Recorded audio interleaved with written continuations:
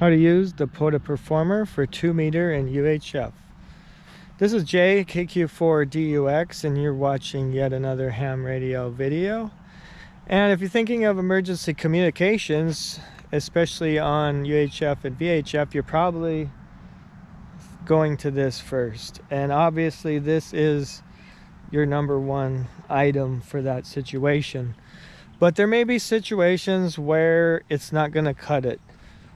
Maybe you live too far from a repeater or whoever you're trying to communicate with, and the 5 or 10 watts that a typical HT puts out is not going to make it.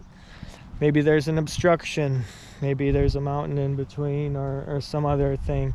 So we're going to talk about how to use the POTA Performer to be able to communicate on 2 meters or 70 centimeters. When I set it up, I was doing for 2 meters because that's what we use most in this area. So let's take a look at the clip. You've probably seen me use this many times. Many people do. It's a great antenna for POTA and all types of portable stuff. But during an emergency, VHF and UHF become very important. And this is just how I was able to get it to work. I have come across different conditions with tuning for the HF bands where I happened to notice that it did tune up pretty good for 2 meters. So in the event of everything goes down, your trees get wiped out, your antenna blows down, you need to get set up in a hurry, for some reason your HT won't cut it, this may be an option for you. I'm using the Chameleon 17-foot whip. I think the length I have here at the moment is 134, but you may find a lot of different lengths that you can get to work. You'll just have to experiment with that, and depends on the situation. This is quite of an odd thing here. That is the challenge, is getting this thing, building some type of ground plane or some network to make that work. What I did, this is what I use for my 12 meters, and there's 2 wires. So I wrapped one direction, the other one the opposite way, tied it down here. I was able to get about 1.2 to 1 on 146 megahertz. Another thing that did work, and you can make a standard ground plane. You know, we've already got these holes here, and they're indexed, 3 of them fairly equally. Get your measurements online.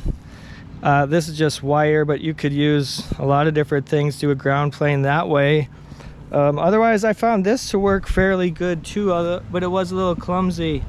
I used to use this to ground my Wolf River coils set up. It did work, a little bulky and not really the easiest to deal with, but I will be experimenting, possibly that we get some other type of a system that works good. But don't be afraid to deploy this. This should get up fairly well, and just another tool in the toolkit for emergency communications. Especially if you've already got a mount like this, you can build this mount for about $30. I have a video on that, just how to do this exactly. It works very well.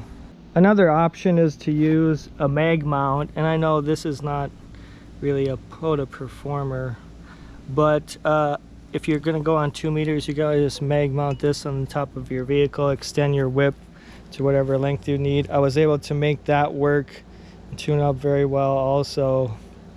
So as you can see, it's not that difficult, and I highly suggest that you get out and try it somewhere beforehand. You never know when you're going to need to use something like this, but just get out and experiment.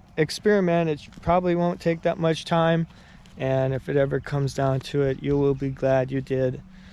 Thanks for watching yet another ham radio video. This is Jay, KQ4DUX. Hope to see you on there soon. Thanks.